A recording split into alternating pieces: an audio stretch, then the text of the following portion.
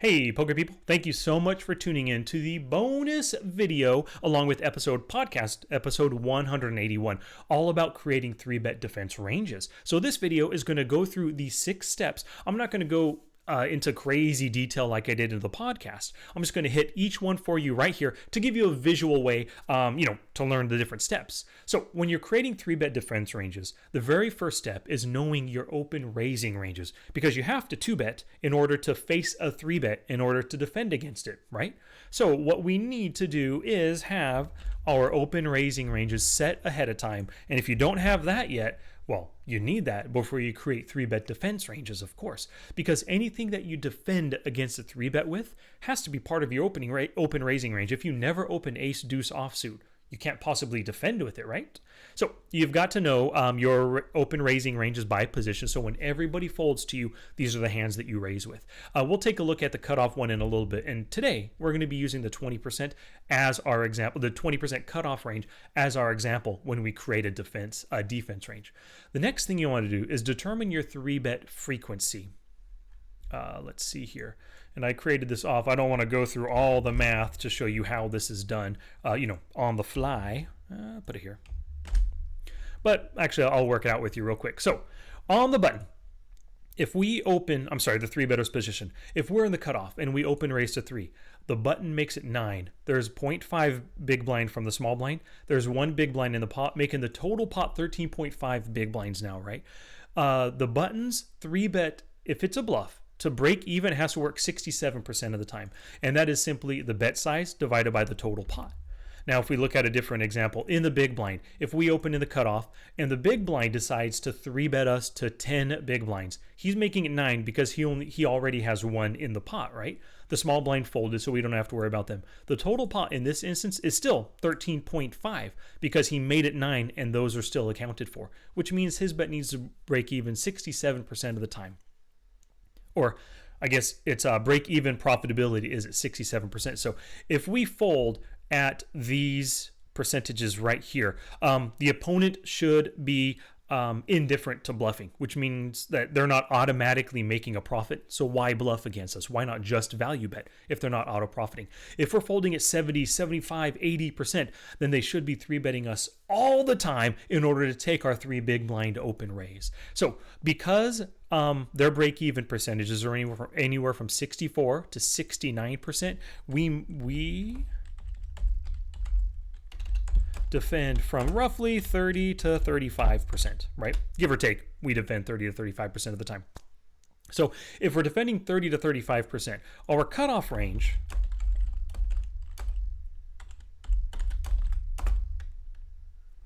is, let's whip out the calculator right here. There's 1,326 total hands that can be dealt. If we're open raising 20% of them times 0.2, means we're open raising 265 combos.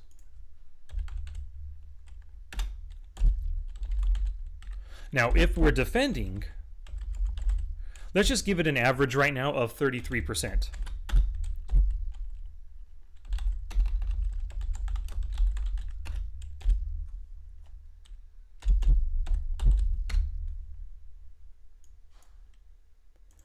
All right, so we should be defending roughly 87 combos, 88 combos, right around there. So we want to build a range, a 3-bet defense range that meets that. Now, the thing with this is you can go a little bit above, a little bit below. That's up to you. Whatever feels comfortable in the situation that we're talking about. For the situation today, actually, example 20% cutoff range versus a button 3-bet. So we're going to be looking at an instance where we're actually out of position when we're defending against the 3-bet right here. So the third step is to determine which ranges to create. And I have already done this for you. Now, if these are the ranges that you have for open raising ranges, you only have 4 open raising ranges: EP, cutoff, button, small blind. Some ranges I've seen various pros and people on YouTube develop and show, they have EP and MP, a cutoff, a button, and a small blind. That's 5. I've seen other ones that have an EP, and then an MP, and then a hijack cutoff, button, and small blind. That's 6 ranges. Well, if you have 4 ranges that you open raise with, you have 7 different ranges that you need to create 3-bet defense ranges for. And let me show you what those are. So When you open from the EP, you could be 3-bet by the cutoff, the button, or the blinds. When you open in the cutoff, you could be 3-bet by the button or the blinds. When you open in the button, the only people that can 3-bet are the blinds. And when you open in the small blind, so everybody folded, even the button, you open in the small blind, you're getting 3-bet by the, I didn't put it, by the big blind here, right? So we have 7 different ranges to create. Today, we're going to be concerned with the cutoff versus the button. That's the one that we are going to be making today. So cutoff versus button, we want our defense range somewhere around 87 combos, give or take here. Step 4 is to build your total defense range. Now, this is building the total range, not separating it right now between 4-bets and calls, just building out all the ranges that we want to fight back against the 3-bet with. So let's take a look at this bad boy. Flopzilla right here. The cutoff 20% open raising range is all of these hands. You can see it's 266 combos. 20.1%, so just over 20. Now, if we're opening with all these and our opponent decides to 3-bet us, what hands can we defend with? Let's use this one as our defense so that we can keep this one open. Obviously, because we never open with King Jack or King 10, we can't defend with those, right? That just doesn't make sense at all. If you're not opening, you're not defending. So we'll start with the obvious choices for 3-bet defense, the big pocket pairs. And we can count the combos as they go. So now jacks up through aces are at a full 24 combos. Not so bad. We still have plenty of room to work with. We, of course, and we might put 10s and 9s in it. Who knows? Let's just slowly build it out and see what our entire range looks like. Ace King and Ace King. Good. Love them. 40 combos now. So we're about halfway to our 87 combo, 33% defense range. Now remember, we are defending out of position, so we might want to scale it back to maybe like 31, 32%, so we can target something like 84, 82 combos or something. It's totally up to you when you're building these ranges right here. Ace Queen's good. I like defending with King Queen suited as well. Ace Queen offsuit isn't bad. Opening, the button is often 3-bet bluffing us. Ace Queen offsuit is better than almost all of their other aces, so it is a good hand to include in the 3-bet defense range.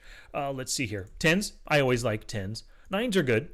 Ace Jack suited as well. So we're at 76 combos right here. That's pretty decent. I also like Queen Jack suited. What if we put in 8s in our range? That gives us 86. So right there, that is right at 33%, 86 combos, one combo shy of 33%, which this isn't bad. This is a pretty decent range. We can definitely 4-bet with a lot of these hands, potentially 4-bet bluff with pocket 8s or Queen Jack suited. It's not too shabby at all.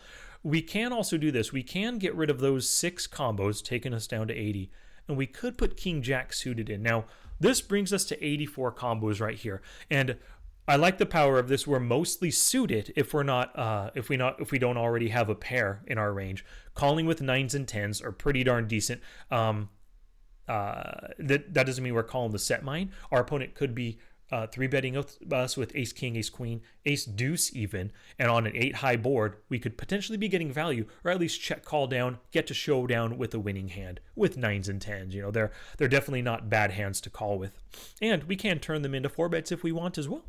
So we have plenty of good hands here. I really do like this range for defense 84. Now, there are some things that you can do. If you don't want King Jack suited, and instead maybe you're thinking King Queen offsuit, just for that absolute power of a King Queen versus a King Jack suited, that's not bad. It's totally up to you as you develop your ranges. But there's some things you want to think about right here. We'll put it back on King Jack, but let's compare those two hands using this Flopzilla. So, King Jack suited. Don't worry about those miracle hands that it can flop, of course.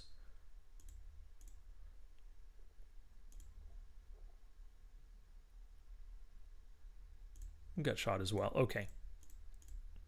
So if we take a look here, King Jack suited, while it's ultimately weaker hand, just King and a Jack versus King and a Queen, this one hits 50% of the time. It hits gut shots plus better kinds of draws, or top pair or middle pair 50%. Not too shabby right there. How does the King Queen offsuit do? Now, the King Queen offsuit, those same ranges, hits only 42.4% of the time. And the big difference is we hardly have any nut flush draws at all. If we happen to have the King of Hearts and Ace 4-3 all hearts come out, great, nut flush draw. But that doesn't often happen. Flush draws you get more often, or You flop flush draws more often with suited hands versus the offsuit. And so because of this reason, because this one flops so much less often a decent hand, the post-flop playability is so much worse, 8% worse, I would choose to have the king jack suited over the king queen offsuit. But those kinds of choices are totally up to you. Let's look at this range again. So let's say we didn't put this in. Let's put these in instead, just to run some simple numbers by you. We still have 88 combos, which is right at our 33%. Things are looking good. If we want to defend with this range, totally, we can do it. But by dropping these two combos right here, which is 6 combos each, 7s and 8s, that actually gives us 12 combos to mess around with, to add stuff in. We could add things like that into our range. So it's totally up to you what you decide to put in or take out of your 3-bet defense ranges. But let's stick with this. Because we're defending out of position, we're going slightly less than the 33% of the time for 84 combos right there. I do like it.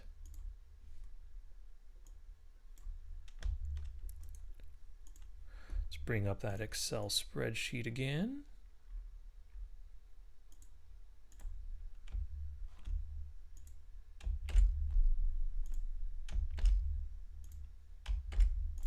So this was step 4 right here, to build your total 3-bet defense range. Now, we haven't decided what we want to do in regards to 4-bets or calls or 4-bet bluffs even. Haven't decided yet. That is the next step right now, step number 5.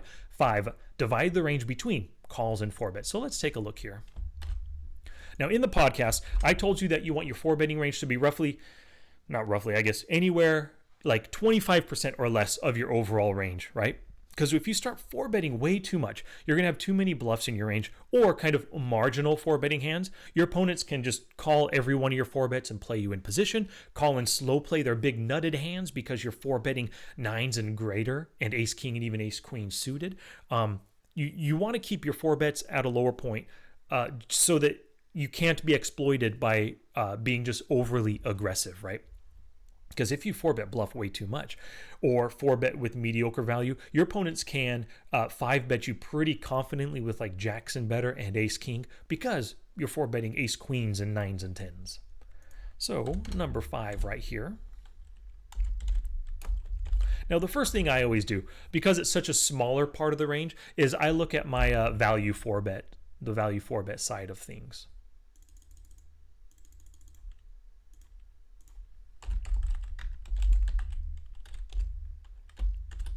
So our overall range was 84 combos, correct? Let me just double check.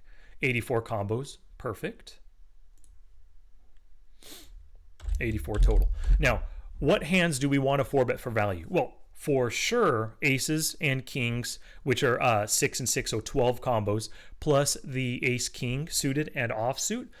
Now, actually, it could just be ace-king suited. That's not so bad at all. Let's actually just determine ace-king. So king-king plus and ace-king suited right there. So we have 12 plus 4, 16 combos. Currently, that's 19% of our range. Not too shabby. I'm anal with this kind of stuff. I'd much rather it be like that. I even do stuff like this all the time. Center it to make it pretty, Okay, so out of our 84 hands within the range, a total of 16 combos are 4-betting for value right now, totally for value. Now calls. Now, here's the thing. I really think everything else is just fine as a call. If we call with everything else, we're calling 81% of the time, which is fine. I mean, we've hit our roughly 33% defense range. We have less than 25% of our combos are value bets, are 4-bets, and all of them actually end up being value bets. So everything else for 68 combos right here.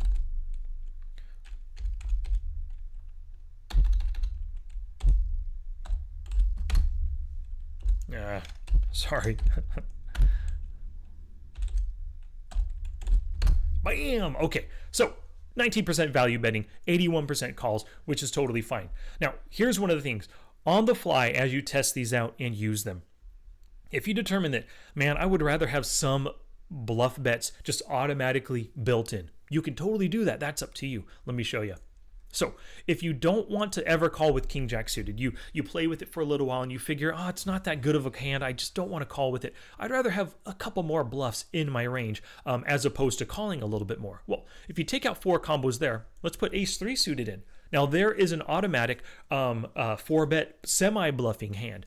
Ace 3 suited is a good hand because you have that ace blocker. If your opponent is 3-betting you and you have an ace, great. He has less aces, less ace kings in his range that are value 3-betting you right there. Instead of that, you could put the 8-7 suited in. If you want a little bit more board coverage right there, a suited connector within your range, you can also choose to call with this, take that out, and then 4-bet with this. I mean, how you make your ranges is totally up to you. But let's say we wanted to get rid of the king jack suited. We like the suited and connectedness, but we don't want the suited gapper right there. So let's put ace 3 suited in. Nice and simple. Totally different range, but still 88 combos right here. Oh, whoops, got to take that out. It's actually 84 combos. Good. Now then, let's say we bluff 4-bet, only the ace 3 suited. That's actually 4 combos, 64 combos right here.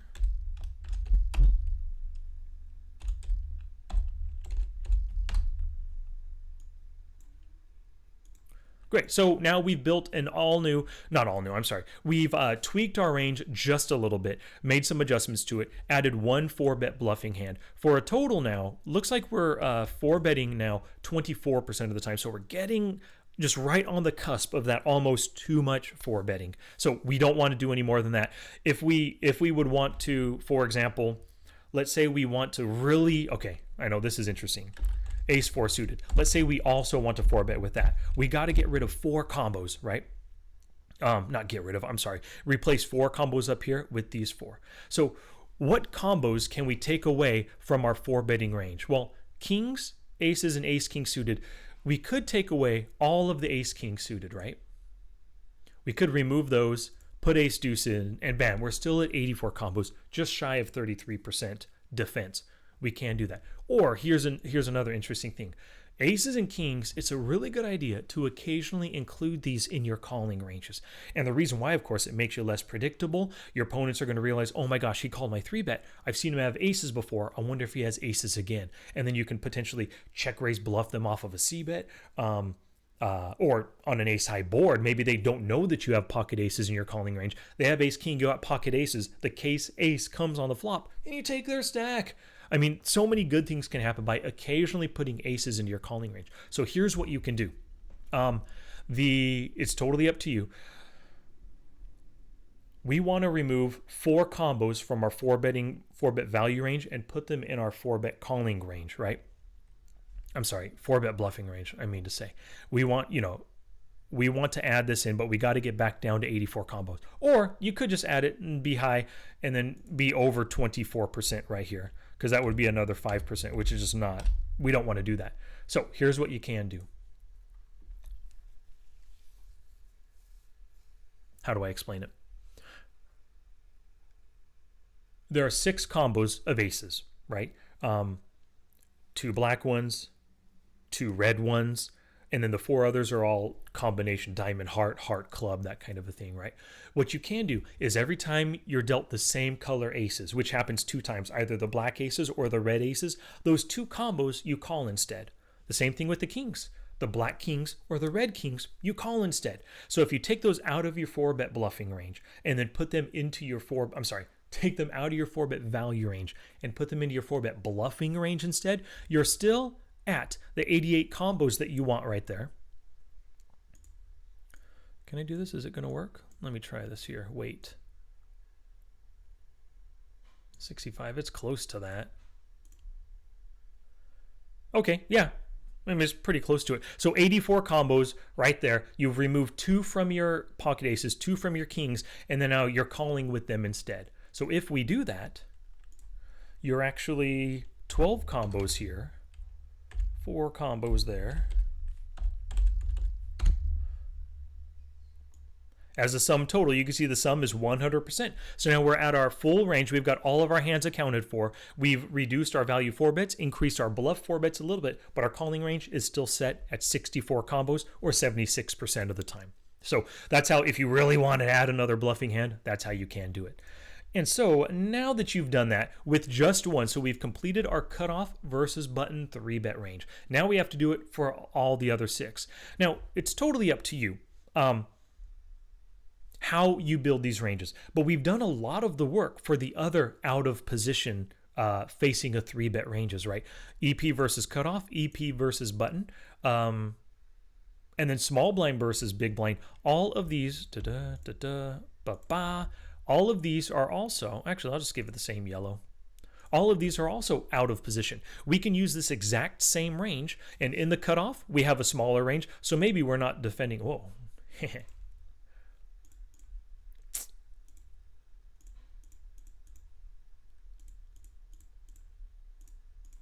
Okay, so we're at 84 combos once again, right? Now we have an even smaller range. We can simply remove this, and this when it's an EP versus a cutoff. And the exact same range, it is possible, the exact same range in the cutoff versus button can be used for small blind versus big blind. Not so bad, right? So in creating this one range, we've actually gone a really big way into creating all of our other most of our other ranges at least. And same thing here. These ones are all defending when in position. So the range that we create, what happened? You were supposed to be made pretty. Okay, so these ranges are all in position. So once we create this cutoff versus the blinds, they're all facing blinds, right? You can use basically that same range and just tweak it, remove some hands or add some hands to build to that 33% defense range. Now, step 6, of course, is test, assess, and adjust. So what you'll do is you'll take all those ranges, print them out, have them on a piece of paper in front of you, and then start your play sessions. Test them out. Call when it says to call. 4-bet when it says to 4-bet. 4-bet bluff if you choose any 4-bet bluffing hands. Give them a test, tag those hands, and review them later on in your sessions. Let's say this, we'll go back here. Let's say this range that we initially created, right? Let's say you're using it, you're testing it for 3 weeks, you play 10,000 hands, and during that whole time, every time you raise with King Jack suited, you just hated facing the 3-bet. You didn't want to call, you didn't want to 4-bet because King Jack suited just didn't feel good enough that entire time, that entire 10,000 or 15,000 hands. So very simple, go back to the drawing board, remove those 4 combos and add something somewhere. Would you rather play with Ace 10 suited? Would you rather have Jack 10 suited in your range? Would you rather have pocket 8s? You go up to 86 combos, but now you have a pocket pair as opposed to a suited gapper. Or just add a semi-bluff to your range. Totally up to you how you want to do it, but that's the next step right there. Test, assess, and then adjust. And once you make those adjustments, just print out that new sheet, bam, put it to the test, and then until you actually decide that, yes, this is the range that I love defending against 3-bets with. Alrighty, everybody, thank you very much again for watching. I do appreciate your time. Thanks for listening to the podcast. Thanks for subscribing. Oh, you're on YouTube right now. Click that YouTube button. Go to actual YouTube, watch this video. Click that subscribe button, then hit that bell to get to turn on those notifications. Alrighty, thank you very much, poker people, and I will catch you on the flip side.